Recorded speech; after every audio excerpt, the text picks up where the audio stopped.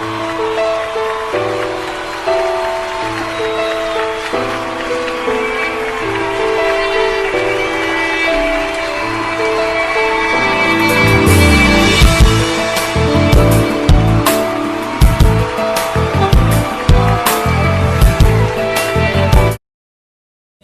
நல்லவர், உங்களை ஆசீர்வதிப்பார்.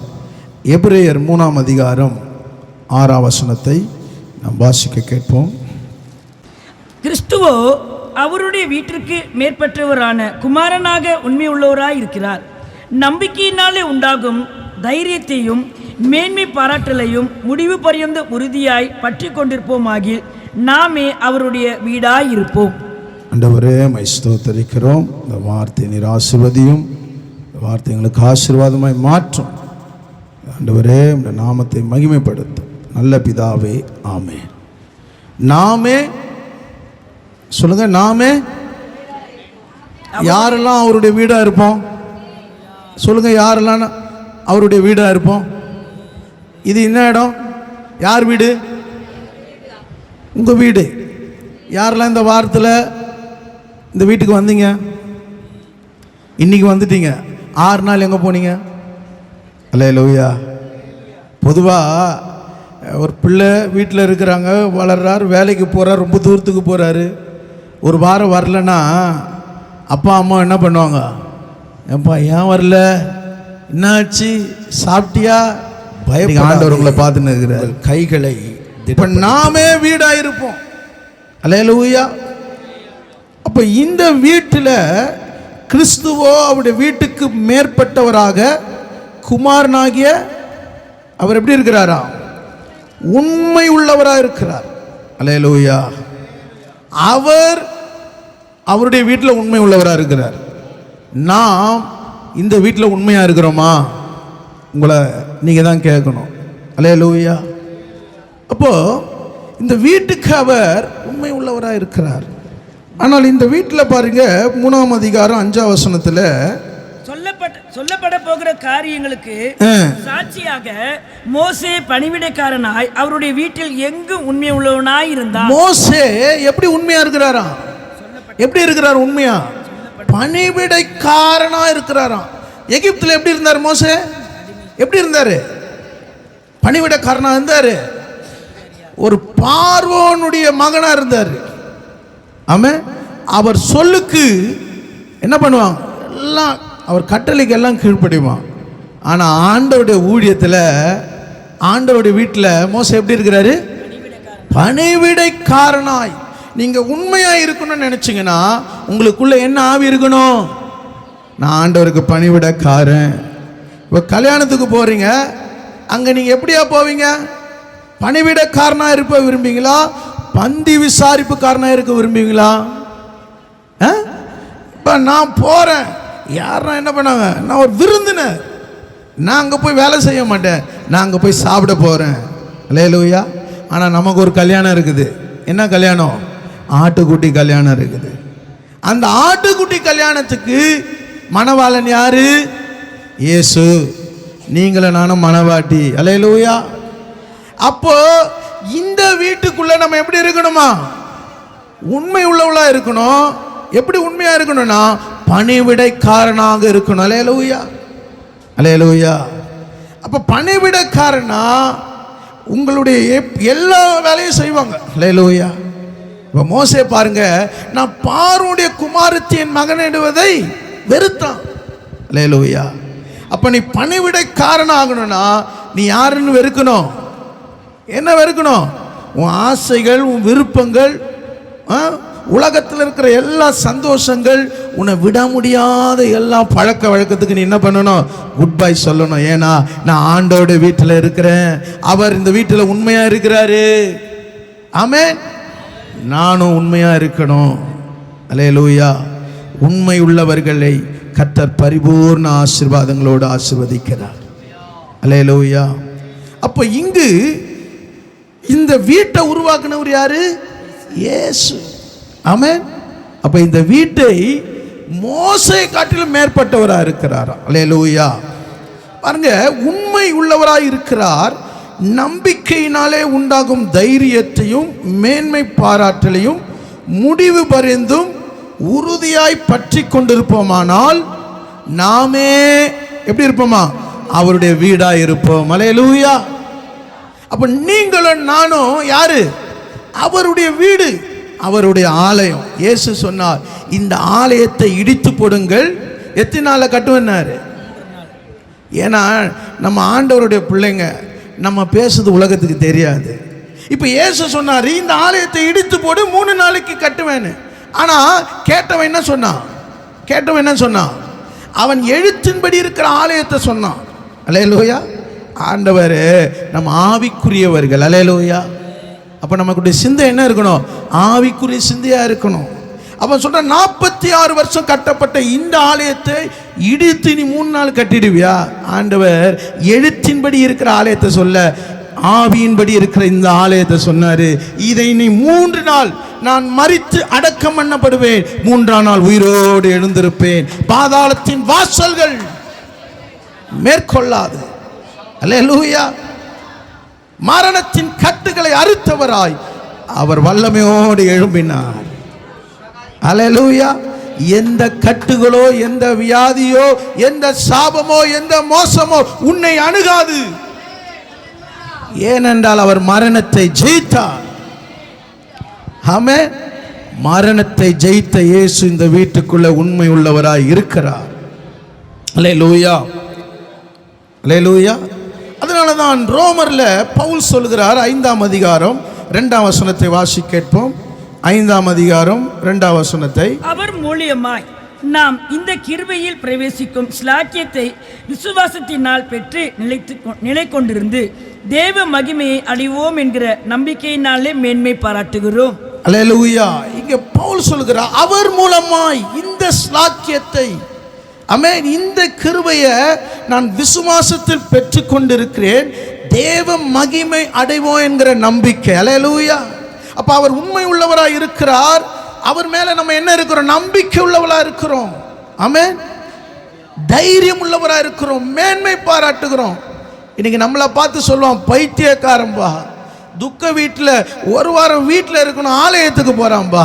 நமக்கு ஒரு நம்பிக்கை இருக்குதுங்க. நம்ம அடக்கம் பண்றது இல்லைங்க, மரண முடிவோடு போகல. அல்லேலூயா.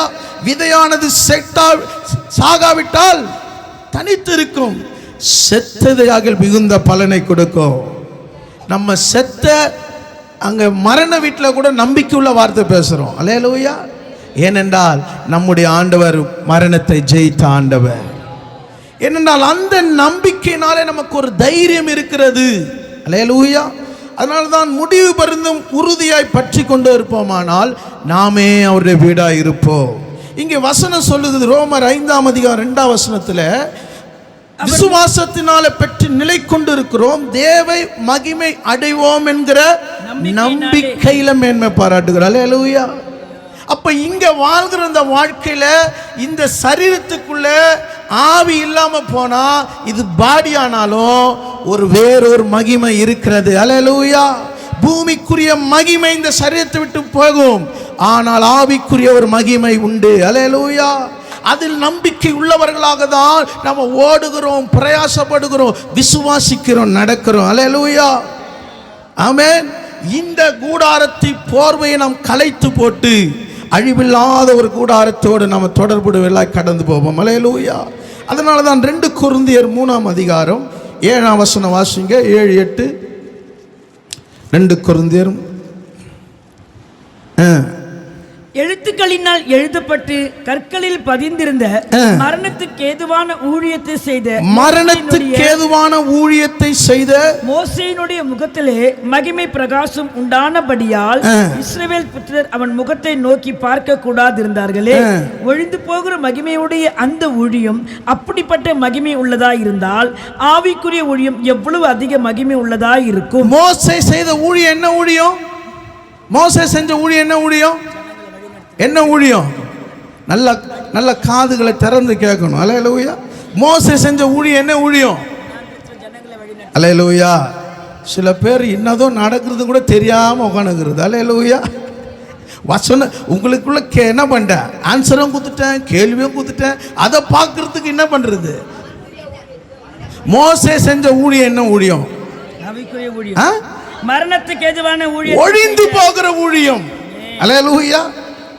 8ஆம் வசனம் சொல்றது ஒழிந்து போகிற மகிமையுடைய அந்த ஊழியம். அல்லேலூயா. அதுக்கு ஒரு ரெஸ்ட். ஆனால் வேதம் சொல்லுகிறது ஆவிக்குரிய ஊழியம். நீங்களும் நானும் இன்றைக்கு தேவ சமூகத்தில் இருக்கிறது ஆவிக்குரிய ஊழியம். ஏனென்றால் அவன் மலையின் மேல் ஏறி எழுத்துக்களினால் பலகைகள் எழுதப்பட்டது. ஆனால் ஆண்டவர் எழுத்துக்களினால் பலகைகள் அல்ல, இருதயத்தில் கர்த்தர் எழுதி வைத்திருக்கிறார். அல்லேலூயா.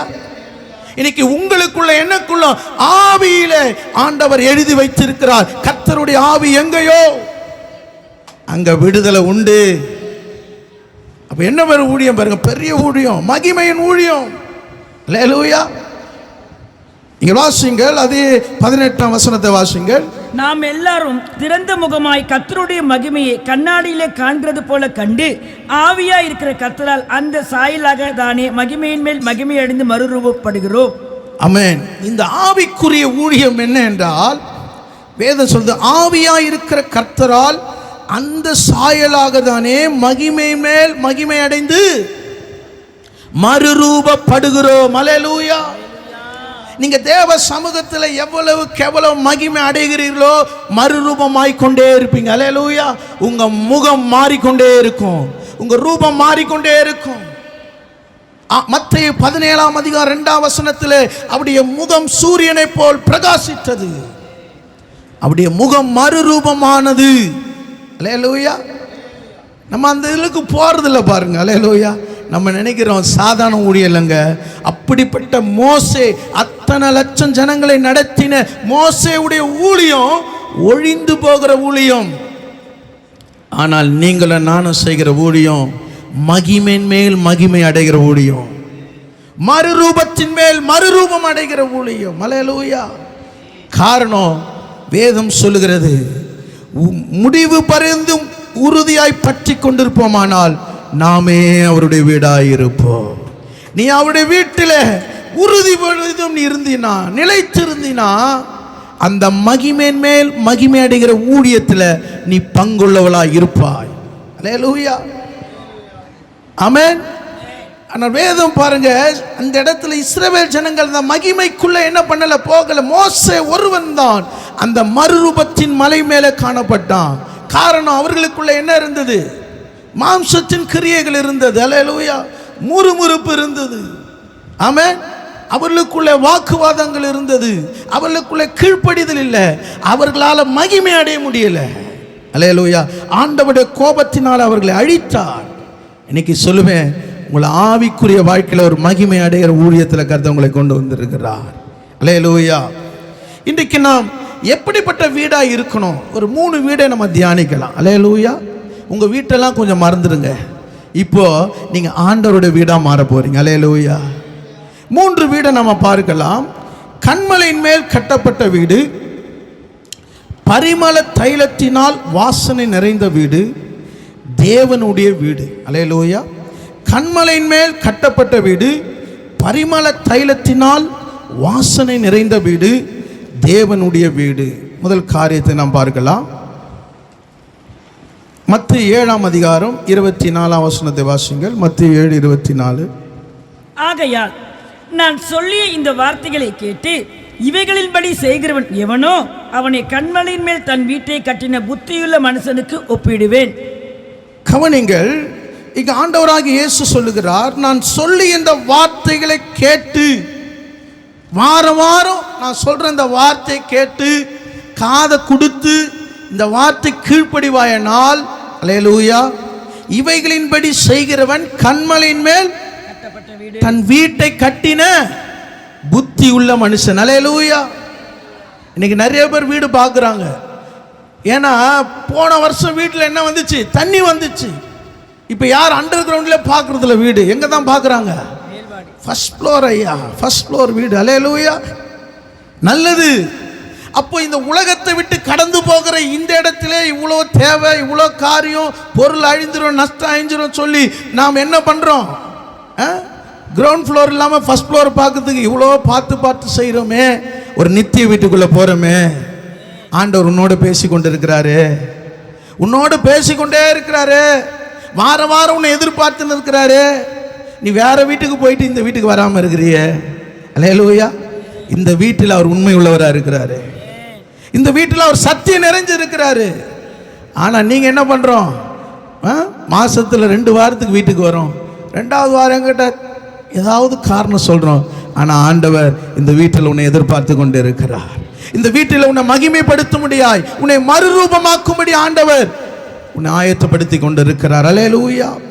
நான் சொல்லிய வார்த்தைகளை கேட்டு இவன்படி செய்கிறவன் தன் வீட்டை கட்டின மணலின் மேல் கட்டின புத்தி இல்லாத மனுஷன், கண்மலையின் மேல் தன் வீட்டை கட்டின புத்தி உள்ள மனுஷனுக்கு ஒப்பிடுவான்.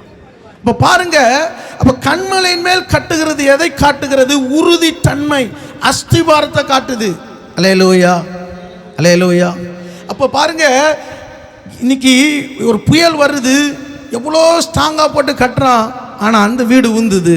ஆனால் நம்மள எந்த பேஸ்மெண்ட்டில் புச்சு தள்ளனா கீழே ஊந்துருவோம். ஆனால் இந்த வீட்டை எந்த காற்றோ புயலோ நம்மை தள்ளுவதில்லை. எவ்வளோ ஸ்ட்ராங்காக வச்சிருக்கிறாரு பாருங்களேன் நம்மளை. அல்லேலூயா. புயல் வருது, வெளியே வராதன்றான். மரம், அவ்வளோ பெரிய மரம் கீழே உழுது, நம்ம பாருங்க அவ்வளோ ஸ்ட்ராங்காக போயினே இருக்கிறோம் பாருங்க. அல்லேலூயா. ஏன்னா இந்த வீட்டை ஆண்டவர் நமக்கு என்ன பண்ணியிருக்கிறாரு? கண்மலையின் மேல் கட்டின வீடு. அல்லேலூயா. அப்போ இந்த வீட்டுக்கு என்ன வருமா? இந்த வீட்டுக்கு எதிராக வெள்ளங்கள் வரும், காற்று வரும், போராட்டம் வரும். ஆனா இந்த வீடு என்ன பண்ணக்கூடாது? விழக்கூடாது. அல்லேலூயா. அப்ப இந்த வீடு விழாம இருக்கணும்னா என்ன தேவை? புத்தி தேவை, தெளிந்த புத்தி இருக்கணும். அவன் இன்னும் குழந்தையாவே இருக்கக்கூடாது. வார்த்தையை கேட்டு என்ன பண்ணணும்? பழகணும். வார்த்தையோடு பழகணும். கர்த்தருடைய சத்தியத்துக்கு என்ன பண்ணணும்? கீழ்ப்படியணும். நீங்க யாரா இருக்கணும்னா வளருகிற பிள்ளைகளா இருக்கணும், கீழ்ப்படுகிற பிள்ளைகளா மாறணும். அல்லேலூயா. உங்களை பார்த்து உங்க வாழ்க்கையில ஒரு ஆசீர்வாதத்தை மற்றவர்கள் பார்க்கணும். அல்லேலூயா. நீங்கள் 26ஆம் வசனம் வாசிங்க. நான் சொல்லிய இந்த வார்த்தைகளை கேட்டு இவைகளின்படி செய்யாதிருக்கிறவன் எவனோ அவன் தன் வீட்டை மணலின் மேல் கட்டின புத்தி இல்லாத மனுஷனுக்கு ஒப்பிடுவான். இன்னைக்கு நம்ம எதுல வீட கட்டுறோம்? மணல்ல கட்டுறோமா, கண்மலையில கட்டுறோம்? அல்லேலூயா. பாருங்க, இன்னைக்கு நம்ம வீடு கட்டுறோம், எல்லாம் கரெக்டா சரியான செங்கலை பார்க்குறோம், மண்ணுடைய ரேட்டை பார்க்குறோம், இன்ஜினியரை பார்க்குறோம், எல்லாரையும் பார்த்து பார்த்து சரியா செய்கிறோம். ஆனால் உங்க வீட்டை, உங்க சரீரம் என்கிற வீட்டை மணல்ல கட்டி கொண்டு இருக்கிறீர்களா? இல்லை கண்மலையாக கிறிஸ்துவில் கட்டி கொண்டு இருக்கிறீர்களா? கண்மலையாக கிறிஸ்து மேல் நீ கட்டி கொண்டு இருப்பாயினால் ஆண்டவருடைய வார்த்தை உனக்குள்ள இருக்கும், ஆண்டவருடைய சமூகம் உனக்குள்ள இருக்கும், ஆண்டவருடைய கட்டளை உனக்குள்ள இருக்கும், ஆண்டவருடைய வார்த்தைக்கு நீ நடுங்குவாய். அல்லேலூயா.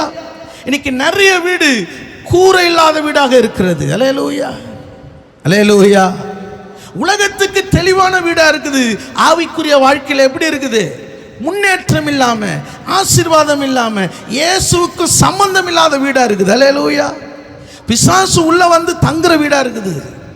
ஒரு பிசாசு உள்ள இருந்து போது ஒரு மனுஷனுக்குள்ள, எப்பா அந்த வீடு ஜோடிக்கப்பட்டு இருக்கிறது, பாதுகாப்பு இல்லாத வீடு, மதில் சுவர் இல்லாம இருக்குது, யாரோனா தங்கலாம் சொல்லிட்டு வெளியே போன ஆவி என்ன பண்ணுது? 7 ஆவி உள்ள இட்டு வருது. அல்லேலூயா. உன் வீட்டுக்குள்ள ஆவியானவர் இருந்தா ஒரு ஆவியும் உள்ள வராது. அல்லேலூயா. கர்த்தருடைய வார்த்தை உனக்குள்ள இருந்தா எந்த ஆவியின் வல்லமை உன்னை தொட முடியாது, எந்த பலவீன கட்டு உன்னை தொட முடியாது. அல்லேலூயா. இயேசுக்குள்ள வார்த்தை இருந்தது. வனாந்தரத்தில் பிசாசு என்ன பண்ணா? நயங்காட்டினா, எதை செய்தோ அவரை தந்திரமா பண்ணா. ஆனா இயேசு வார்த்தை கொண்டு பிசாசை துரத்தினார். உங்களால துரத்த முடியுமா? அப்பால போ சாத்தானை சொல்ல முடியுமா? ஏன்? நம்ம பிசாசுக்கு அவன் கிரியைகளுக்கு இடம் கொடுத்து கொண்டு இருக்கிறோம். அல்லேலூயா, அல்லேலூயா. வேதம் சொல்லுகிறது, மணலின் மேல் கட்டின வீடு என்ன வந்து மோதிச்சான்? பெருமழை சொரிந்து பெருவெள்ளம் வந்து காற்று அடித்து அந்த வீட்டின் மேல் மோதின போது அது விழுந்தது, விழுந்து போனது. அல்லேலூயா. தாவீதின் விழுந்து போன கூடாரத்தை ஆண்டவர் திரும்ப கட்டுகிறார்.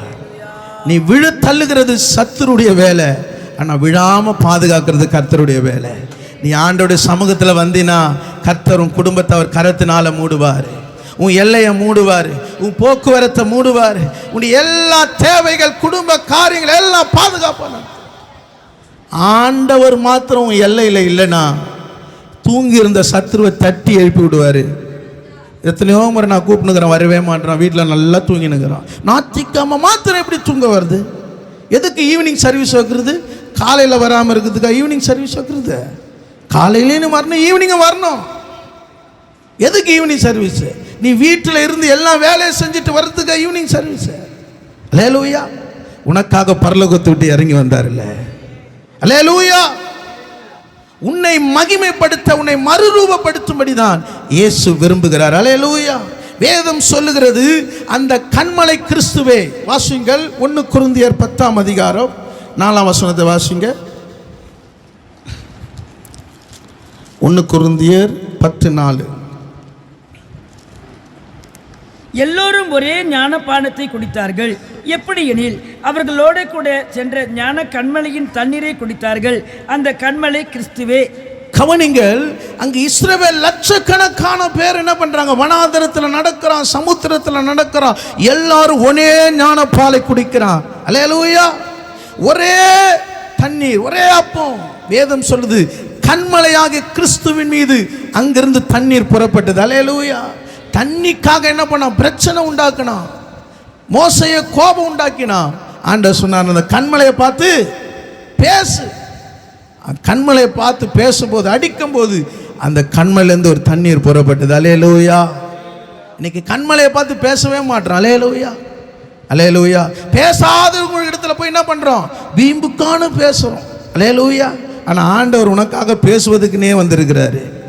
என்கிட்ட பேச மாட்டியா? ஆமாம் ஆண்டவரே, நீங்கள் காலையில் தான் பேச சொல்கிறீங்க, எங்களாலலாம் காலையில் பேச முடியாது ஆண்டவரே, பிள்ளைங்களுக்கு நிறைய வேலை செய்கிறான் ஆண்டவரே. அல்லேலூயா. ஏன் தெரியுமா? காலையில் எல்லாம் தூங்கின்னு இருப்பாங்க. ஆண்டவர்கிட்ட நீ மனம் விட்டு பேசலாம், ஒரு ரகசியத்தை பேசலாம், விருப்பத்தை பேசலாம். அல்லேலூயா. அப்போ பாருங்க, இந்த இஸ்ரவேலோடு கூட கண்மலையாக கிறிஸ்து கடந்து போனார். வேதம் சொல்லுகிறது, அவர்களை என்ன பண்ணார்? தாகம் தீர்த்தார். நீங்கள் வாசிங்கள், யோவான் 4ஆம் அதிகாரம் 14ஆம் வசனம் வாசிங்க. யோவான் 4ஆம் அதிகாரம் 14ஆம் வசனம்.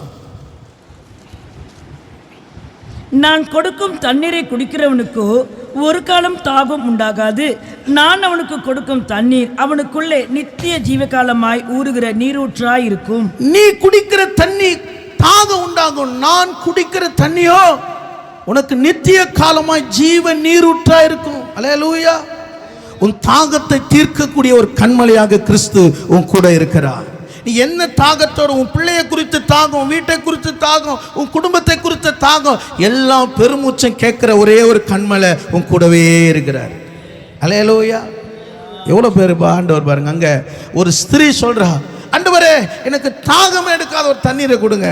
ஆண்டவர் சொல்றாரு, நீ குடிக்கிற அந்த தண்ணீர் தாகம் உண்டாகும், நான் கொடுக்கிற அந்த தண்ணீர் உனக்குள்ளே ஜீவ நீரூற்றாய் புறப்படும். அல்லேலூயா. ஒவ்வொரு நாள் அந்த தண்ணீரை நீ பருக பருக கர்த்தர் உனக்குள்ள பார்த்தீங்கன்னா ஒரு பெரிய ஆசீர்வாதத்தை, பெரிய வெளிச்சத்தை உனக்கு உண்டாக்குவார். அல்லேலூயா. இன்றைக்கு அந்த கண்மலையில் நம்ம என்ன பண்றது இல்லை? அஸ்திபாரம் போடுறது இல்லை. நீங்க 1 கொரிந்தியர் 3ஆம் அதிகாரம் 11ஆம் வசனம், போடப்பட்டிருக்கிற இயேசு கிறிஸ்துவை அல்லாமல் வேறு அஸ்திபாரத்தை போட ஒருவனும் கூடாது. அல்லேலூயா. போடப்பட்டிருக்கிற அஸ்திபாரமாகி இயேசு கிறிஸ்துவை அல்லாமல் வேறு அஸ்திபாரத்தை நீ போடக்கூடாது. அல்லேலூயா. உங்க அஸ்திபாரம் யார் மேல போட்டுருக்கணும்? இயேசு மேல போட்டு இருக்கணும். அல்லேலூயா. உன் சுயத்தின் மேல போடக்கூடாது. ஆமென். மனுஷருக்கு மேல போடக்கூடாது. நீ எங்க போன? இயேசுவின் மேல. நீங்க வாசிங்க 12ஆம் வசனம் வாசிங்க. ஒருவன் அந்த அஸ்திபாரத்தின் மேல் பொன் வெள்ளி வெளியேற பெற்ற கல் மரம் புல் வைக்கோல் ஆகிய இவைகளை கட்டினால். கவனிங்க, இன்னைக்கு எதுல அஸ்திபாரம் போடுறாங்க? எதுல போடுறாங்க? பொன்னின் மேலும் வெள்ளியின் மேலும் மரத்தின் மேலும் புல்லின் மேலும் என்ன பண்றாங்க? அஸ்திபாரம் போடுறாங்க. நான் சொல்றேன், நீங்க அதெல்லாம் வாங்குறது பிரயாசப்படு தப்பு இல்லை, ஆனா உன் அஸ்திபாரம் கிறிஸ்துவின் மேல இருக்கணும். ஆமென். இன்னைக்கு உலகத்தில் இருக்கிற காரியத்தில், இடத்துக்காக, நகைக்காக, மற்ற எந்தெந்த காரியத்துக்கும் நம்ம நேரத்தை ஒதுக்கி முக்கியத்துவம் கொடுக்கிறோம். ஆனால் அந்த அஸ்திபாரம் கடைசியில் உன்னை என்ன பண்ணாது? காப்பாற்றாது. அல்லேலூயா. ஆனால் கண்மலையாக கிறிஸ்துவின் மேலே உன்னுடைய அஸ்திபாரத்தை நீ போட வேண்டும். அல்லேலூயா. அல்லேலூயா. நீங்கள் வாசிங்கள் 6ஆம் வசனம் வாசிங்க. நான் நட்டேன், அப்பல்லோ நீர் பாய்ச்சினான், தேவனே வெளியே செய்தார். அப்படி இருக்க நடுகிறவனாலும் ஒன்றுமில்லை, நீர் பாய்ச்சுகிறவனாலும் ஒன்றுமில்லை, விளைய செய்கிற தேவனாலே ஆகும். அல்லேலூயா. பாருங்க, நான் நடுகிறேன், நீர் பாய்ச்சுகிறோம், உங்களுக்கு சொல்லி கொடுக்கிறோம், உங்களுக்கு வசனத்தை காட்டுகிறோம், ஆனா உங்களை ஆசீர்வதிக்கிறது கர்த்தர். அல்லேலூயா. அப்ப விளைய செய்கிற இயேசுவின் மேல உங்க அஸ்திபாரம் என்ன பண்ணணும்? உறுதியாய் போடணும். அல்லேலூயா. அப்பொழுதுதான் ஆண்டவர் என்ன பண்ணுவாரு? ஆமென். உங்க காரியத்தை அவர் ஆசீர்வதிக்க முடியும். அல்லேலூயா. அப்பொழுது நீங்கள் கன்மலையில் கட்டப்பட்ட ஒரு வீடாக உறுதியா இருக்க முடியும். இன்னைக்கு நிறைய பேர் என்ன பண்றோம்? ஊழியக்காரர் மேல, அவங்க மேல இவங்க ஜெபிக்கிறாங்க, அவங்க ஜெபிக்கிறாங்க. இல்ல, உன் கண்மலையாக கிறிஸ்து மேல உனக்குள்ள ஒரு அஸ்திபாரம் போடப்பட்டு இருக்கணும். அல்லேலூயா. இங்க ஆராதனை முடியுதா? ஒவ்வொரு நாளும் கண்மலையாக கிறிஸ்து மேல நீ என்ன பண்ணணும்? தீர்மானம். அவர் மேல உன் பாரத்தை வைக்கணும். அவர் மேல என்ன பண்ணணும்? உன்னுடைய எல்லா காரியத்தை வச்சு நீங்க அவரை தேடும்போது எந்த வெள்ளமோ எந்த காற்றோ உன் வீட்டை இடிக்கவே முடியாது. அல்லேலூயா. அல்லேலூயா. நீங்கள் 1 பேதுரு 2ஆம் அதிகாரம் 7ஆம் வசனத்தை வாசிங்க. 1 பேதுரு 2:7. ஆகையால் விசுவாசிக்கிற உங்களுக்கு அது வெளியேற பெற்றது. கீழ்ப்படியாமல் இருக்கிறவர்களுக்கோ வீட்டை கட்டு சிறுவர்களால் தள்ளப்பட்ட பிரதான மூளை கல்லாகிய அந்த கல் இடத்திற்கு ஏதுவான கல்லும் விழுந்தத்திற்கு ஏதுவான கண்மலையுமாயிற்று. இந்த கண்மலையின் மேல் நீங்க விசுவாசிச்சீங்கன்னா அது உங்களுக்கு விலையேற பெற்றதா இருக்கிறது. அல்லேலூயா. ஆனா இந்த கண்மலைக்கு நீங்க கீழ்ப்படியாம போனீங்கன்னா இந்த கல்லிலே நீங்க தடுக்கி விழுந்து என்ன பண்ணுவீங்க? விழுந்து காயப்படுவீங்க. அல்லேலூயா. இந்த கல்லில் மோதுகிறவன் நொறுங்கி போவான். அப்ப இந்த கல்லு உங்களுக்கு சொல்ல சொல்ல, இந்த கண்மலைக்கு சொல்ல சொல்ல கீழ்ப்படிஞ்சீங்கன்னா ஆண்டவர் உங்களை விலையேற பெற்ற பாத்திரமா வணைஞ்சிருப்பாரு, உன்னை கனமுள்ள பாத்திரமா வணைவார். அல்லேலூயா. ஆனா ஆண்டோடைய வார்த்தைக்கு கீழ்ப்படியாம அசட்டை பண்ணி உங்க இஷ்டம் போல நீங்க வாழ்க்கையை வாழ்ந்து நீங்க இருப்பீங்கன்னா இந்த கல்லிலே அடிபட்டு என்ன பண்ணுவீங்க? காயப்படுவீர்கள். அல்லேலூயா. அதனால தான் இங்க பவுல் சொல்லுகிறார், பேதுரு சொல்லுகிறார், அல்லேலூயா, இந்த கல்லை நீ விசுவாசிக்கும் போது ஆண்டவர் உன்னை விலையேறப்பட்ட பாத்திரமாய் உன்னை வணைந்து கொள்ளுவார். அல்லேலூயா. ஆண்டவரிடத்துல நீங்க வந்துட்டீங்கன்னா எல்லா தடைப்பட்ட ஆசீர்வாதம் கர்த்தர் உனக்கு கொடுக்க அவர் வல்லமை உள்ளவராக இருக்கிறார். ஊழியத்தில் கர்த்தர் உங்களை பயன்படுத்த அவர் வல்லமை உள்ளவராக இருக்கிறார். அல்லேலூயா. இந்த கண்மலையாகிய கிறிஸ்து உங்களோடு கூட வருகிறார். அல்லேலூயா. 2வது காரியத்தை நாம் பார்க்கலாம். பரிமள தைலத்தினால் வாசனை நிறைந்த வீடாய் இருப்போம். யோவான் 12ஆம் அதிகாரம் 3ஆம் வசனத்தை வாசிக்கப்போம். அப்பொழுது மரியாள் வெளியேற பெற்ற களங்கமில்லாத நலதனம் என்னும் தைலத்தில் ஒரு ராத்தல் கொண்டு வந்து அதை இயேசுவின் பாதங்களில் பூசி தன் தலைமயிரால் அவரை பாதங்களை துடைத்தாள். அந்த வீடு முழுவதும் தைலத்தின் பரிமளத்தினால் நிறைந்தது. அந்த வீடு முழுவதும் தைலத்தினால் நிறைஞ்சிருந்தது. அல்லேலூயா. எப்படிப்பட்ட வீடுங்க இது? தைலத்தினால் நிறைஞ்சிருந்த வீடு. அப்ப தைலம் எப்படி போய் யாரோ பக்கத்தில் ஒருத்தர் தைலம் போட்டால் என்ன பண்ணுவோம்? மூக்கு அதுக்குள்ள என்ன பண்ணும்? இழுத்துக்கும். பாருங்க, யார் இங்க தைலம் போட்டது உடனே நம்ம சொல்லுவோம். அல்ல, அவ்வளோ பவர் கொடுத்துக்கிறார் ஆண்டவர் நமக்கு. அப்ப அந்த வீடு எப்படி நிறைஞ்சிருந்துதான்? தைலத்தினால் நிறைந்திருந்தது. அல்லேலூயா. யோசிச்சு பாருங்க, முன்னாடி அந்த வீடு எப்படி இருந்ததுன்னா துக்கத்தினால் நிறைஞ்சிருந்தது. நீங்க 11ஆம் அதிகாரத்தில் பார்த்தீங்கன்னா மகதலேனா மரியாளும் அங்கே மாத்தாலும் சொல்றாங்க, ஆண்டவரே நீர் இங்க இருந்திருந்தா ஏன் ஆண்டவரே என் தம்பி இழந்திருப்பேன். அல்லேலூயா. ஆண்டவரை குற்றப்படுத்துகிற ஒரு உணர்வோடு சொல்லியிருந்தாங்க. ஆனா 12ஆம் வசனத்தில் அந்த வீடு அவ்வளோ மகிழ்ச்சியா இருந்தது. அல்லேலூயா. நீங்கள் வாசிங்க 9ஆம் வசனம் வாசிங்க. அப்பொழுது யூதரில் திரளான ஜனங்கள் அவர் அங்கே இருக்கிறதை அறிந்து இயேசுவிடத்தும் மாத்திரம் அல்ல, அவர் மரித்தோரில் எழும்பின லாசரையும் காணும்படி வந்தார்கள். அல்லேலூயா. லூக்கா 10ஆம் அதிகாரத்தில் லாசரு வீட்டில் இல்லை. லாசரை பார்க்கணும்னு அவசியம் இல்லை. லாசரு ஒரு பொருட்டாவே எண்ணல. ஆனா 12ஆம் அதிகாரத்தில் யூத ஜனங்க என்ன பண்றாங்க? எப்பா லாசரு 4 நாள் செத்து அவன் நாற்றம் பிடிச்சிருந்தான், அவன் ஆண்டவர் உயிரோடு எழுப்பி வச்சிருக்கிறாரு. நான் இயேசுவை பார்க்கணும் இல்லையோ லாசருவை போய் பார்க்குறேன். அல்லேலூயா. இன்னைக்கு பாருங்க, இஸ்ரவேல் நாட்டில் போனால் இயேசுவின் கல்லறைக்கு போகிறவர்கள் அது எதையும் பார்ப்பாங்க, லாசருவின் கல்லறையும் போய் பார்ப்பாங்க. அல்லேலூயா. ஏன் தெரியுங்களா? அந்த இடத்துல 4 நாள் நாற்றம் பிடித்த அந்த சரீரத்தை ஆண்டவருடைய வார்த்தை கொண்டு அங்கே உயிரோடு எழுப்பினார். அல்லேலூயா. அப்ப அந்த வீடு பாருங்க, ரட்சிப்பினால் நிறைந்த ஒரு வீடு. இந்த கடைசி நாட்கள்ல ரட்சிப்பினாலே ஆவினால் ஆரம்பம் பண்ணி நம்முடைய வாழ்க்கையில நம்முடைய வீடு எப்படி இருக்கணும் தெரியுமா? பரிமள தைலத்தினால் நிறைந்து இருக்கணும், ரட்சிப்பின் சந்தோஷத்தினால் நிறைஞ்சிருக்கணும். நம்ம வீட்டுக்குள்ள முழங்கால் படிட்டு ஜெபம் பண்ணக்கூடிய ஒரு ஐக்கியம் இருக்கணும். அல்லேலூயா.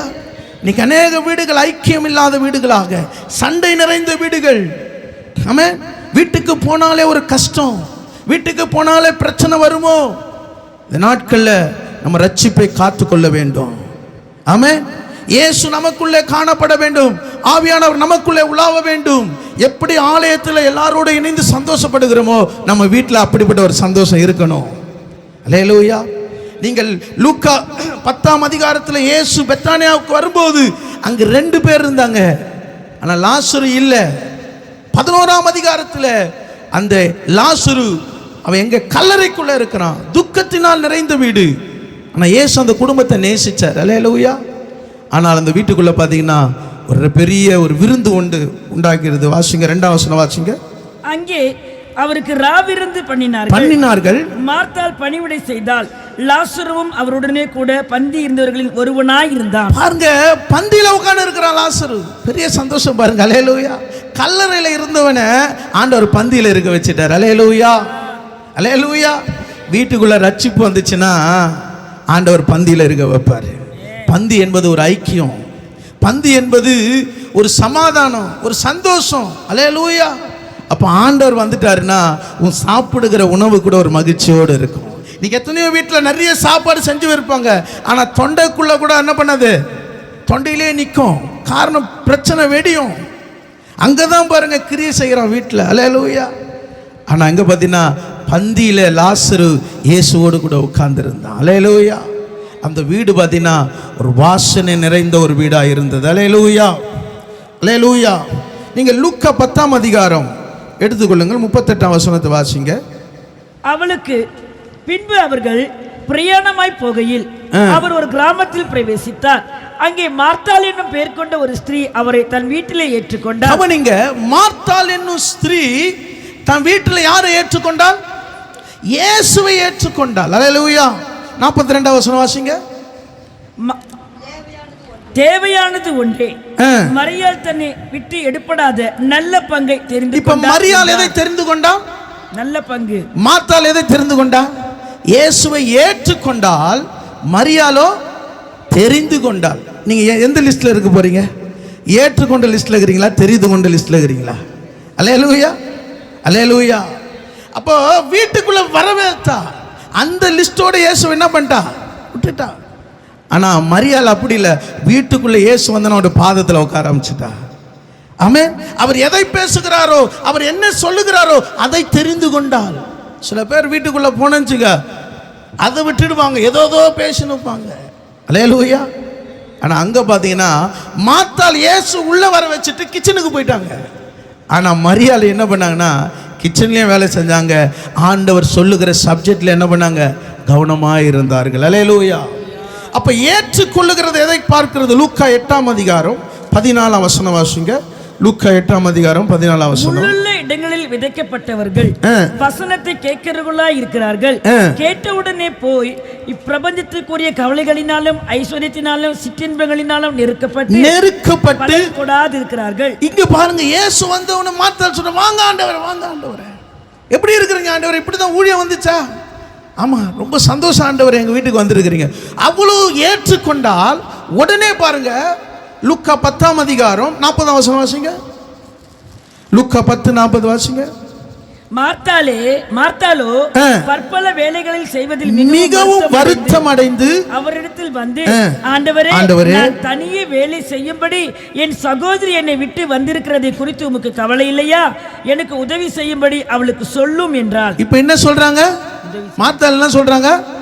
இப்பதான் 39ஆம் வசனத்துல என்ன பண்றாங்க? 38ஆம் வசனத்துல வாங்க ஆண்டவரே, ரொம்ப சந்தோஷம், ஏற்றுக்கொண்டாங்க. ஆனா 40ஆம் வசனத்துல என்ன சொல்றாங்க? தன் செய்கிற வேலையில வருத்தப்பட்டு, அல்லேலூயா, ஆண்டவரே நான் தனியா இருக்கிறேன் ஆண்டவரே, இந்த மரியாள் ஒரு வேலையை செய்யல, உமக்கு கவலை இல்லையா ஆண்டவரே? பாருங்க 2வது வசனத்துல என்னாச்சு? முள்ளு குத்துது. அல்லேலூயா. முள்ளு ஃபர்ஸ்ட் 38 வசனத்துல ரொம்ப சந்தோஷம், ரொம்ப மகிழ்ச்சி. அப்ப முள்ளில் விதைக்கப்பட்டவர்கள் என்ன செய்வார்கள்? வசனத்தை கேட்டவுடனே சந்தோஷத்தோடு ஏற்றுக்கொள்வார்கள். ஆனா இந்த பிரபஞ்சத்தில், இந்த உலகத்தில் அவங்க என்ன பண்றாங்க? இயேசுவை காட்டிலும் அதிகமாக இடம் கொடுக்கிறபடினாலே அவன் நெருக்கப்படும் போது கொஞ்சம் கூட ஒரு வார்த்தை கூட சகிக்க முடியாம என்ன பண்றாங்க?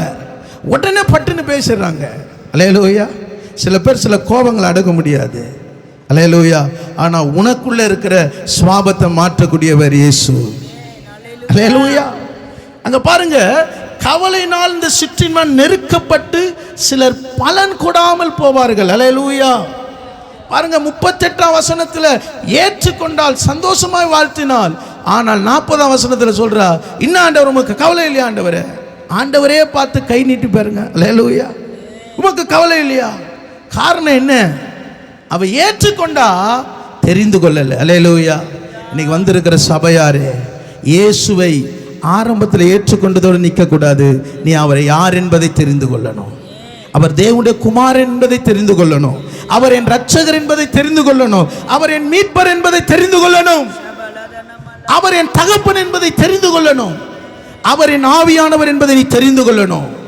இன்னைக்கு நிறைய பேர் ஆரம்பத்திலே இருக்கிறீங்க. ஆரம்பத்திலே நான் என்ன பண்ணேன், இத்தனை வருஷம் ரட்சிக்கப்பட்டேன், இத்தனை வருஷம் சர்ச்சுக்கு வரேன். ஆரம்பத்திலே நின்னா இன்னும் உள்ள என்ன இல்லை, முள்ளு குத்தின்னு தான் இருக்குது. முள்ளை எத்து போட்டீங்கன்னா தான் செப்டிக் ஆகாது. அல்லேலூயா. இன்னைக்கு நிறைய பேர் செப்டிக்கோடு தான் இருக்கிறோம். அல்லேலூயா. வெளியில பார்த்தீங்கன்னா நல்லா இருக்கிறோம், பிரைஸ் லார்ட்ன்றோம், ஆனால் உள்ள முள்ளு குத்தின்னு இருக்குது. அல்லேலூயா. பலன் கொடாம இருக்கிறோம். அல்லேலூயா. நீங்க ஆண்டவர் சொல்றாரு, நீ பலன் கொடுக்கணுமா? நீ பலன் கொடுக்கணும். அல்லேலூயா. நீ நல்ல நிலத்தில் விதைக்கப்பட்டதை போல 30, 60, 100 பலன் கொடுக்கணும். நான் இந்த ஆலயத்துக்கு வந்திருக்கிறேன், கர்த்தர் என்னை கிருபையினால நிரப்பி கொண்டு இருக்கிறார், அப்படி நீங்க சொல்லணும். அல்லேலூயா. அல்லேலூயா. வாசிங்கள் ரோமர் 12 அதிகாரம் 2 வசனம் வாசிங்க. ரோமர் 12 அதிகாரம் 2 வசனம். இந்த பிரபஞ்சத்திற்கு ஒத்த வேஷத்தை அறியாமல் தேவனுடைய நன்மையும் பிரியமும் பரிபூர்ணமான சித்தம் இன்னதென்று பகுத்தறித்தக்கதாக உங்கள் மனம் புதிதா இருக்கிறதுனாலே மறுரூபமாகுங்க. மறுரூபமாங்க. மாத்தாள் கிட்ட என்ன இல்ல, மறுரூபம் இல்ல. ஏன்னா ஒத்த வேஷம். வீட்டில் ஒரு வேஷம், சர்ச்சில் ஒரு வேஷம். அல்லேலூயா. அல்லேலூயா. நீ நல்ல நிலத்துல விதைக்கப்பட்ட சத்தியம் உனக்குள்ள இருந்தா, இங்க எப்படி இருக்கிற வீட்டில் அப்படிதான் இருப்ப. உன்னை குறித்து நல்ல சாட்சி வரும். அம்மே, என் மகன், என் மக, என் மருமக, என்னுடைய தாயார், சாட்சி வருங்க. அல்லேலூயா. ஏன்னா அந்தரங்கத்தில் பார்க்கிறார் ஆண்டவர், வெளியரங்கத்தையும் பார்க்கிறார், உள்ளேயும் பார்க்கிறார். அல்லேலூயா. அல்லேலூயா. அப்ப பாத்தீங்கன்னா நம்ம என்ன பண்ணணும், ஒத்த வேஷம் தெரியக்கூடாது. நான் ஆண்டவருடைய ஆலயத்துக்கு காலை வச்சிருக்கிறேன், நான் ஆண்டவருடைய பிள்ளையா தானே வாழணும். அல்லேலூயா. அல்லேலூயா. ரோமர் 12:10 சொல்லுகிறது, நாம் சகோதர சிநேகத்தில் ஒருவருக்கொருவர் பச்சமாயிருங்கள். கனம் பண்ணுகிறது என்ன பண்ணணும்? கொள்ளுங்கள். கனம் பண்ணுதல் என்ன பண்ணணும்? முந்தி கொள்ளணும். இங்க வயது வித்தியாசம் இல்லைங்க. அல்லேலூயா. கனம் பண்ணுதல நீ முந்தி கொள்ளணும். நீ எவ்வளவுக்கு எவ்வளவு முந்தி கொள்ளுகிற, நீ ஆண்டவருடைய பிள்ளையா மாறுற. ஆமென். கோபப்படுறியா, அடுத்த நிமிஷம் என்ன பண்ண, அன்பை வெளிப்படுத்து. கோபம் வரவானான்னு சொல்ல, கோபத்திலும் பாவம் செய்யாத. அல்லேலூயா. உன் நிமித்தம் மற்றவர்களுக்கு இடரா நீ ஆவாத. முந்திக்கொள்ளு. நான் கோபமா பேசிட்டேன், தெரியாம பேசிட்டேன், அன்பை வெளிப்படுத்து. இயேசு தேவன் அன்பாகவே இருக்கிறார். சபைக்கு எதுக்கு வரோம்? அன்புல நிறைந்திருக்கும்படி வருகிறோம். அல்லேலூயா. கடைசி வரைக்கும் முள்ளோடு நீ போகக்கூடாது, முள்ளை எடுத்து போட்டு அல்லேலூயா அன்பை வெளிப்படுத்துற நீ மாறணும். அல்லேலூயா. அல்லேலூயா. இன்னைக்கு நமக்குள்ளதான் அதிக அன்பு காணப்படணும் பாருங்க. அல்லேலூயா. அதனால தான் வேதம் சொல்லுது 12 வசனம், நம்பிக்கையில சந்தோஷமா இருங்கள், பொறுமையா இருங்கள், ஜபத்துல உறுதியா இருங்க. ஜபத்தை விட்டுறாதீங்க. அல்லேலூயா. ஜபத்தை விட்டுறாதீங்க. அல்லேலூயா. நீங்க லூக்கா 10 அதிகாரம் 42 வசனத்துல பாத்தீங்கன்னா, மரியாள் தேவனை தெரிந்து கொண்டாள். நீங்க 10 அதிகாரம் 39 வாசிங்க. அவளுக்கு மரியாள் எனப்பட்ட ஒரு சகோதரி இருந்தாள். அவள் இயேசுவின் பாதத்தருகே உட்கார்ந்து அவருடைய வசனத்தை கேட்டுக்கொண்டிருந்தாள். வசனத்தை கேட்டுக்கொண்டிருந்தாள். அல்லேலூயா. எங்கம்மா வசனத்தை கேட்டுக்கொண்டிருந்தா? பாதத்தில். அல்லேலூயா, அல்லேலூயா. ஆண்டவருடைய பாதத்தில் வந்து வசனத்தை கேட்டுக்கொண்டிருந்தாராம். அல்லேலூயா. வசனம் ரொம்ப முக்கியங்க. வசனம் ஒண்டி உன் இருதயத்தில் இல்லைன்னா கொஞ்சம் உள்ளே போயிடுச்சுனால பிசாசு என்ன பண்ணுவான்? ஆஹா, நல்ல வசனத்தை கேட்குறியா, இரு ஒரு காமெடி சொல்கிறேன். நிறைய பேருக்கு வசனம் கேட்குறதோ இல்லையோ, ஒரு காமெடி சொன்னால் என்ன ஆகுது? அப்படியே சிரிப்பாங்க. அல்லேலூயா. ஆனால் வசனம் உள்ளே வந்துச்சுன்னா உங்களை ஒரு மறுரூபமாக்கப்படுவாய். அல்லேலூயா. யோவான் 14:24 சொல்லுகிறது, என்னில் அன்பாயிராதவன் என் வசனங்களை கை கொள்ள மாட்டான். அல்லேலூயா. என்னில் அன்பா இருக்கிறவன் என் வசனத்தை கை கொள்வான். ஆமென். ஆண்டவரை நீ நேசிக்கிறேனா வசனத்தை நீ கை கொள்வாய். அல்லேலூயா. மத்தேயு 19:20 ஒரு வாலிபன் அவன் சொல்றான், நான் சிறு வயது கொண்டு நான் என்ன பண்றேன்? இந்த நியாய பிரமாணத்தை கை கொண்டிருக்கிறேன். இன்னும் என்னிடத்தில் குறைவு என்ன? வசனத்தை கை கொண்டு இருக்கிறான். ஆனா ஆண்டவரிடத்துல என்ன இல்லை? அன்பு இல்லை. அல்லேலூயா. வசனம் ஒன்றே இருந்து அன்பு இல்லைனா நீ வெறும் கைத்தாளத்தை போல இருக்கிறாய். அல்லேலூயா. அப்போ ஆண்டோடைய வசனத்தை நீ கை கொண்டினா ஆண்டோடைய அன்பு உனக்குள்ள இருக்கணும். அல்லேலூயா. அன்பு உன்கிட்ட இல்லைனா நீ எவ்வளோ ஆவில நிறைஞ்சாலும் எவ்வளோ வசனம் பேசினாலும் ஒண்ணுமே இல்லை. அல்லேலூயா. அன்பு சகலத்தையும் சகிக்கும், சகல பாவங்களை மூடும். அப்போ அன்பு ரொம்ப முக்கியம். அப்போ வசனத்தை நீ கை கொள்கிற, வசனத்தை நீ பேசுற, வசனத்தை கொண்டு ஜபிக்கிற. பரவாயில்ல, நல்ல வசனத்தை பேசுறாங்க, நல்ல வசனத்தை சொல்ற. அன்பு இருக்குதா? அல்லேலூயா. அரவணைப்பு இருக்குதா? விசாரிப்பு இருக்குதா? அல்லேலூயா. அது ரொம்ப முக்கியம். அன்பு இல்லாமல் நீ எதை செய்தாலும் ஒன்னுத்துக்கும் உதவாது. அல்லேலூயா, அல்லேலூயா. இப்போ வசனத்தை கை கொள்வதில் இயேசுவின் அன்பு இருக்கிறது. அல்லேலூயா. வாசிங்கள் மார்க் 7:7 வாசிங்க. மனுஷருடைய கற்பனைகளை உபதேசங்களாக போதித்து வீணா எனக்கு ஆராதனை செய்கிறார்கள் என்றும் எழுதியிருக்கிற பிரகாரம் மாயக்காரராகி உங்களை குறித்து ஏசாயா நன்றாய் தீர்க்க தரிசனம் சொல்லி இருக்கிறான். கவனிங்க, அன்பு இருந்தா உனக்குள்ள என்ன இருக்கும்? ஆராதனை இருக்கும். அல்லேலூயா. ஆனா அன்பு இல்லைன்னா உன்கிட்ட என்ன இருக்காது? வீணான ஆராதனை எனக்கு செய்கிறார்களே. அல்லேலூயா. அப்ப ஆண்டவருடைய அன்பை நீ கை கொள்ளுகிற, சத்தியத்தை கை கொள்ளுகிற, உனக்குள்ள என்ன இருக்கும்? சத்தியம் இருக்கும். அல்லேலூயா. யாரிடத்துல சத்தியம் இருக்குது? யாரிடத்துல சத்தியம் இருக்குது? ஒரு அல்லேலூயா சொல்லுங்க, ஒரு அல்லேலூயா சொல்லுங்க. வாசிங்க 8ஆம் வசனத்தை வாசிங்க. நீங்கள் தேவனுடைய கட்டளையை தள்ளிவிட்டு மனுஷருடைய பாரம்பரியத்தை கை கொண்டு வருகிறவர்களாய் கிண்ணங்களையும் செம்புகளையும் கழுவுகிறீர்கள் மற்றும் இப்படிப்பட்ட அநேக சடங்குகளையும் அனுசரித்து வருகிறீர்கள் என்றார். இப்படி அநேக சடங்குகளை அனுசரித்து வருகிறீர்கள். அல்லேலூயா. இப்ப நான் ஆண்டவர் ஆராதிக்கிற சொன்னவங்களா நான் சடங்கே செய்யலையா? சொல்றீங்க ஒரு அல்லேலூயா சொல்லுங்க, அல்லேலூயா சொல்லுங்க. அல்லேலூயா. கர்த்தர் உங்களை பார்க்கிறாரு. இங்க வசனம் சொல்லுறது, செம்புகளையும் கிண்ணங்களையும் பாரம்பரியத்தை எங்க தாத்தா செஞ்சாரு, ஆயா செஞ்சாங்க, அம்மா செஞ்சாங்க. அல்லேலூயா. ஆண்டவர் உனக்கு வசனத்தை கொடுத்துருக்கிறாரு. அல்லேலூயா. சத்தியத்தை கொடுத்துருக்கிறாரு. உன் வீட்டு காரியத்தில் சடங்கு முக்கியமா? எங்க போயிடுச்சு அப்ப சத்தியம்? மரண வீட்டில், வீட்டு நல்ல காரியத்தில் சடங்கத்தில் வைக்கிற, கொம்பத்தில் வந்து வைக்கிற, இதை பூசுற அதை பூசுற, இதுதான் சத்தியமா? யாரிடத்துல விசாரிக்கிற? அல்லேலூயா. வேதனையாக இருக்கிறது. சடங்குகளை செய்கிறார்கள். அதனால சொல்றார், நீ செய்யற ஆராதனை எனக்கு வீணா இருக்குது. அல்லேலூயா. ஆராதனை ஆசீர்வாதமா இருக்கணும்னா 12ஆம் அதிகாரம் ரோமர் 12:1 வாசிங்க. ரோமர் 12:1 வாசிங்க. அப்படி இருக்க சகோதரரே, நீங்கள் உங்கள் சரீரங்களை பரிசுத்தமும் தேவனுக்கு பிரியமுமான ஜீவ பலியாக ஒப்பு கொடுக்க வேண்டும். ஜீவ பலியாய் ஒப்பு கொடுக்க வேண்டும். தேவனுடைய இரக்கங்களை முன்னிட்டு இதுவே நீங்க செய்ய புத்தியுள்ள ஆராதனை. உப்பிள்ளைய ஒப்பு கொடு. சில கஷ்டம் தான், சொந்தக்காரன் வருமா, இதை செய்வா, அதை எதையும் செவி கொடுக்காத. கர்த்தரை பிரியப்படுத்து தானே இருக்கிறேன், மனுஷனை பிரியப்படுத்துது இல்லை. அல்லேலூயா, அல்லேலூயா, அல்லேலூயா.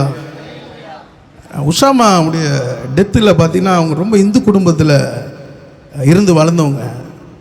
அப்போ பார்த்தீங்கன்னா அவங்க டெத்தில் பங்கஜ் சிஸ்டர், அபிராம் சிஸ்டர்லாம் அவங்க நிறைய பேர் மாலை எடுத்துன்னு வந்து போட்டாங்க. ஆனால் அப்போ உஷாமா சொன்னாங்க, நான் சாகும் போது யாரும் மாலை போடக்கூடாது, அது யாரும் தவிர்க்கவே முடியாது. ஆனால் இவங்க 2 பேர் என்ன பண்ணாங்க, மாலையை போடக்கூடாது, தவிர்த்தாங்க. அது பெரிய சந்தோஷம் பாருங்கள். அந்த மாலையே தவிர்த்தாங்க, அந்த சடங்குகளை செய்ய தவிர்த்தாங்க. ரொம்ப அப்படி ஒரு சத்தியம் தேவை. அல்லேலூயா. ஏன்னா அதில் தான் ஆண்டவர் மகிமைப்படுவார். ஆமென். என்னை எண்ணி உனக்கு வேறு தேவன் உண்டாயிருக்க வேண்டாம்.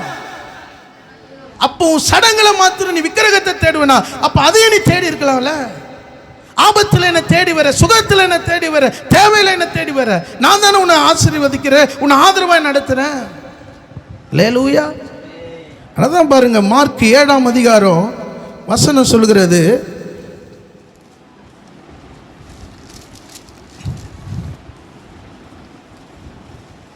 6ஆம் வசனம் வாசிங்க. 6ஆம் வசனம். அவர்களுக்கு அவர் பிரதியுத்தரமாக, இந்த ஜனங்கள் தங்கள் உதடுகளினால் என்னை கனம் பண்ணுகிறார்கள், அவர்கள் இருதயமோ எனக்கு தூரமா இருக்குது. இருதயம் எனக்கு தூரமா இருக்குது. அல்லேலூயா. நீங்க பாருங்க, இந்த சடங்கு வீணான ஆராதனை எடுத்து போடுங்க. கர்த்தரே தெய்வம் என்று சொல்லுங்க. அக்கினினால் ஆண்டவர் உத்தரவு அருளுவார். அல்லேலூயா. அக்கினி வேணுமா, இல்ல உலகத்தின் பாரம்பரியம் வேணுமா? ஆண்டவர் வேணும் சொன்னா அக்கினி இறங்குவார். உன் எல்லையில் அக்கினி இறங்குவார். உன் பிள்ளையை ரட்சிப்பாரு, உன் குடும்பத்தை ஆசீர்வதிப்பாரு. சத்துரு உன் பிள்ளையை தொட முடியாது. அல்லேலூயா. அல்லேலூயா. நான் சொல்றேன், இது எது சொல்ல நான் வரலங்க. ஏன்னா ஆண்டவருடைய இருதயத்தின் எதிர்பார்ப்பு. கடைசி நாட்களில் ஆண்டவருக்காக நாம் நிற்க வேண்டும். உலகத்தோட ஒத்து போகக்கூடாது. இன்னைக்கு திருமணத்தில் நம்ம இன்னைக்கு நிறைய காரியங்கள் இருக்கிறது. நம்ம அங்கே கூட நம்ம நிற்கணும். அல்லேலூயா. அல்லேலூயா. சில வேளை சொந்தக்காரங்க அவங்க என்ன பண்ணுவாங்க, நம்மளை சிக்க வைப்பாங்க. நமக்கு தாழ்மையோடு அன்போடு நம்ம என்ன பண்ணணும், சொல்லணும். ஆண்டவர் உங்களை பார்த்து சந்தோஷப்படுவார். அல்லேலூயா. உண்மையாக நம்முடைய சபையாருக்காய் நான் கர்த்தரை ஸ்தோத்திரிக்கிறேன். நான் கொஞ்சம் பேர் இருந்தாலும் சத்தியத்தில் நமக்குள்ளே இருக்க வேண்டும். அல்லேலூயா. அதனால தான் 2 கொரிந்தியர் 2:14 சொல்லுது, கிறிஸ்து எப்போதும் எங்களை வெற்றி சிறக்க பண்ணி எல்லா இடங்களும் எங்களை கொண்டு அவரை அறிகிற அறிவின் வாசனையை வெளிப்படுத்துகிறதுக்காக நான் ஸ்தோத்திரிக்கிறேன். நீங்கள் போகும்போதே ஒரு வாசனை தெரியணுங்க, எப்பா அவங்க நல்ல ஒரு சத்தியத்தில் இருக்கிறாங்க. அல்லேலூயா. 3வது காரியத்தை நான் சுருக்கமாக சொல்லி முடிக்கிறேன். 1 தீமோத்தேயு 3ஆம் அதிகாரம் 15ஆம் வசனம் வாசிங்க. 1 தீமோத்தேயு 3:15. தாமதிப்பேனாகில் தேவனுடைய வீட்டிலே நடக்க வேண்டிய வகையை நீ அறியும்படி இவைகளை உனக்கு எழுதுகிறேன். அந்த வீடு ஜீவனுள்ள தேவனுடைய சபையாய் சத்தியத்துக்கு தூணு ஆதாரமாய் இருக்கிறது. அந்த வீடு ஜீவனுள்ள தேவனுடைய சபையை சத்தியத்துக்கு ஆதாரமா இருக்கு. என்ன வீடு இது? தேவனுடைய வீடு. இந்த தேவனிடத்தில் என்ன இருக்குது? சத்தியம். இதுதான் ஆதாரங்க. தேவனுடைய வீட்டில் சத்தியம் இருக்கும். சத்தியத்தை அறிவீர்கள், சத்தியம் உங்களை விடுதலை ஆக்கும். அல்லேலூயா. இங்கு ஆண்டவர் உன் இருதயத்தில் என்ன, உன் வீட்டில் என்ன, உன் குடும்பத்தில் என்ன, உனக்கு என்ன நன்மை வரணும், ஆண்டவர் உன்னோட பேசிக்கொண்டு இருப்பா. அல்லேலூயா. அல்லேலூயா. பாருங்க 12ஆம் வசனம் வாசிங்க. மேலும் உதவிக்காரனானவர்கள் ஒரே மனைவியுடைய புருஷருமாய் தங்கள் பிள்ளைகளையும் சொந்த குடும்பங்களையும் நன்றாய் நடத்துனா இருக்கணும். அல்லேலூயா. தேவனுடைய வீட்டுக்கு வந்து இருக்கிற நீங்க உங்க குடும்பத்தை நன்றா நடத்தணும். அல்லேலூயா. உன் பிள்ளைகளை சரியா நடத்தணும். அல்லேலூயா. உன் வீட்டுக்குள்ள ஒரு தேவ பக்தி இருக்கணும், தேவ சமூகம் இருக்கணும், தேவனுடைய வார்த்தை இருக்கணும். ஆமென். ஆலயத்துக்கு வர ஆண்டவரை தேடி வர சொல்லி உன் குடும்பம் நீ விசாரிக்காம விட்டுறக்கூடாது. உன் வீட்டுக்கு செய்ய வேண்டிய கடமையை செய்யணும். உன் வீட்டுக்கு கொடுக்க வேண்டிய காரியத்தை கொடுக்கணும். உன் வீட்டில் மனைவி, கணவர், பிள்ளைகளை சரியா நடத்தணும். அல்லேலூயா. ஏன்னா உன் வீட்டை நீ ஆதாயப்படுத்தும் போது ஆண்டுடைய வருகையில் ஒருவரும் கைவிடப்படக்கூடாது. அல்லேலூயா. வாசிங்கள். நீங்கள் யோவான் 2ஆம் அதிகாரம் 16ஆம் வசனம் வாசிங்க. புறா விற்கிறவர்களை நோக்கி, இவைகளை இவ்விடத்திலிருந்து எடுத்துக்கொண்டு போங்கள், என் பிதாவின் வீட்டை வியாபார வீடாக்காதிருங்கள் என்றார். வீடு எப்படி இருக்கக்கூடாது? வியாபார வீடா? ஜெப வீடு, வியாபார வீடா மாறக்கூடாது. அல்லேலூயா, அல்லேலூயா. உன் நோக்கமே வேலை வேலை, வீட்டு, இதை சம்பாதிக்கணும் அதை சம்பாதிக்கணும், நல்லதுதான். ஆனா உன் வீட்டில் வந்துட்டாலே தேவ சமூகம் வந்துடணும். அல்லேலூயா. ஆண்டவர் எருசலேமிலே வீட்டுக்கு வர்றாரு, தேவனுடைய ஆலயத்துக்கு வர்றாரு. உள்ள என்ன பண்ணுது? வியாபாரம் நடந்துருக்குது. சோத்திரம் வரல. அவன் என்ன பண்றான்? இஷ்டத்துக்கு கண்டதையும், அந்த கதை இந்த கதை. உன் வீட்டுக்குள்ள, என்னுடைய வீடு எல்லா ஜனங்களுக்கு ஜெப வீடு. அல்லேலூயா. தேவனுடைய வீடா இருக்கணும். வீடு தேவன் சந்திக்கிற ஒரு வீடா இருக்கணும். அல்லேலூயா. ஆனா அந்த வீட்டில் என்ன இருக்குது? வியாபாரம் இருக்கக்கூடாது. எப்ப பார்த்தாலும் பணம் சம்பந்தப்பட்டு, பணக்காரியம், டென்ஷன், இது அது, போயிட்டு வா, இதை செய் அதை செய். அல்லேலூயா. நிறைய வீட்டில் பார்த்தீங்கன்னா போராட்டம். நம்முடைய வீட்டில் என்ன இருக்கணும்னா, வெளியில் போயிட்டு வந்து வீட்டுக்குள்ளே ரெஸ்ட், இளைப்பாறுதல் இருக்கணும். நம்ம வீட்டுக்குள்ளே வரும்போதே ஒரு மகிழ்ச்சி இருக்கணும். அல்லேலூயா. வாசிங்கள் 1 பேதுரு 4ஆம் அதிகாரம் 17ஆம் வசனம் வாசிங்க. 1 பேதுரு 4:17. நியாய தீர்ப்பு தேவனுடைய வீட்டிலே துவங்கும் காலமாய் இருக்கிறது. முந்தி நம்மிடத்திலே அது துவங்கினால் தேவனுடைய சுவிசேஷத்திற்கு கீழ்ப்படியாதவர்களின் முடிவு என்னமாயிருக்கும்? இங்கு என்ன வீடு தெரியுமா? இது நியாய தீர்ப்பு தேவனுடைய வீட்டிலே துவங்கும். அல்லேலூயா, அல்லேலூயா. அப்போ இந்த ஸ்தலத்தில், தேவனுடைய வீட்டில் தான் நியாய தீர்ப்பு தொடங்கும். அல்லேலூயா. அப்போ இந்த தேவனுடைய வீட்டில் வருங்கவர்கள் என்ன பண்ணுவாங்க? தேவன் நீதியை, நியாயத்தை அப்படி வாழ்ந்து தேவ ராஜ்யத்துக்குள்ள போவாங்க. அல்லேலூயா. வாசிங்க. அது நம்மிடத்தில் துவக்கினால் தேவனுடைய சுவிசேஷத்துக்கு முடிவு என்னமா இருக்கும்? இந்த வீட்டுக்குள்ள, தேவனுடைய வீட்டுக்குள்ள வராதவனுடைய முடிவு என்னமா இருக்கும்? அதனால தான் சொல்றேன், தேவனுடைய வீட்டுக்கு எல்லாரையும் கொண்டு வாங்க. தேவனுடைய வீட்டில் நியாய தீர்ப்பு இருக்கிறது. தேவனுடைய வீட்டில் ஆண்டவர் நீதி உள்ள நியாயாதிபதி இருக்கிறாரு. அல்லேலூயா. தேவனுடைய வீட்டில் கர்த்தர் உன்னோட பேசின இருக்கிறாரு. ஒருவேளை உன் கணவனோ மனைவியோ பிள்ளைகளோ உன் சொந்த ஜனங்களோ தேவனுடைய வீட்டுக்கு வராம இருக்கிறாங்களா? தேவனுடைய வீட்டுக்கு கொண்டு வா. அல்லேலூயா. ஏனென்றால் அவருடைய முடிவு வேதனையா இருக்கும். இந்த இடத்துல வந்தினா கரெக்டா வந்தவர்களோட ஆண்டவர் பேசுவார். அடுத்து நீங்கள் 18ஆம் வசனம் வாசிங்க. நீதிமானே ரட்சிக்கப்படுவது அரிதானால் பக்தி இல்லாதவனுக்கு பாவியும் எங்கே நிற்பான்? எங்கே நிற்பான்? நீதிமானே ரட்சிக்கப்படுவது அரிதானால். யோசிச்சு பாருங்க. நீதிமான் யார்? தேவனை தெரிந்து கொண்டவன், ரத்தத்தினால் கழுவப்பட்டவன், தேவனோடு சஞ்சரித்து இருக்கிறவன். அவனே ரட்சிக்கப்படுவது அரிதானால் பக்தி உள்ளவனும் பக்தி இல்லாதவனும் பாவி எங்கே நிற்பான்? நித்தியமான நரகம், அக்கினி, கந்தகம், கடல். ரட்சிப்பு இல்லாதவர்களுக்கு ஆயத்தமாக இருக்குது. இன்னைக்கு நிறைய பேருக்கு அந்த பயமே இல்லை. அல்லேலூயா. ஆராதனை முடிஞ்சா எப்படா வீட்டுக்கு போகணுன்றது தான் இருக்குது. ஆனால் நரகத்துக்கு போகக்கூடாது.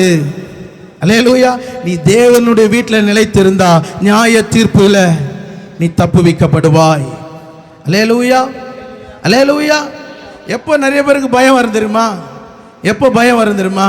நமக்கு சரீரத்தில் ஏதோ ஒரு பலவீனம் வரும்போது, ஆமே, நம்மளால் அந்த பலவீனத்தை தாங்க முடியாத ஒரு சூழ்நிலை வரும்போது, ஆமே, நம்முடைய வாழ்க்கை குறித்து ஒரு திகில் வரும்போது, அப்போதான் நம்முடைய வாழ்க்கை குறித்து யோசிப்போம். ஆனால் இப்பொழுதே ஆண்டவர் சொல்றாரு, தேவனுடைய வீட்டில் நியாய தீர்ப்பு உண்டாகும். ஆமே, பரிசுத்தவான்கள் நியாயம் தீர்க்க போகிறார்கள். நீ நியாயத்துக்காக இங்க அங்க ஓடாத. பரிசுத்தவான்கள் ஜெபத்தோடு காணப்பட்டு உன் வீட்டுக்கு வந்து ஆலோசனை சொல்லுவார்கள். அல்லேலூயா. பாருங்க, நியாய தீர்ப்பு இருக்கிறது. அன்றைக்கு நீதி உள்ள நியாயாதிபதியாக இயேசு ஜட்ஜா இருக்க போறாரு. இன்னைக்கு வக்கீல ஆண்டவர் உனக்காக வழக்காடுங்கிறாரு. நீ 6 நாள் வரல, ஞாயிற்றுக்கிழமை வரல, எல்லா நாளும் உனக்காக வழக்காடு மன்னிச்சுன்னு இருக்கிறாரு. ஆனால் நீதிபதியாக வந்துட்டாருன்னா நீ என்ன சொன்னாலும் அவர் காதில் விழாது. அல்லேலூயா. முடிவு பருந்த நிலைத்து நிற்பவனே ரட்சிக்கப்படுவான். நாம் எப்படிப்பட்ட ஒரு வீடாக இருக்கிறோம்? மணலின் மேல் கட்டின ஒரு வீடாக இருக்கிறோமா?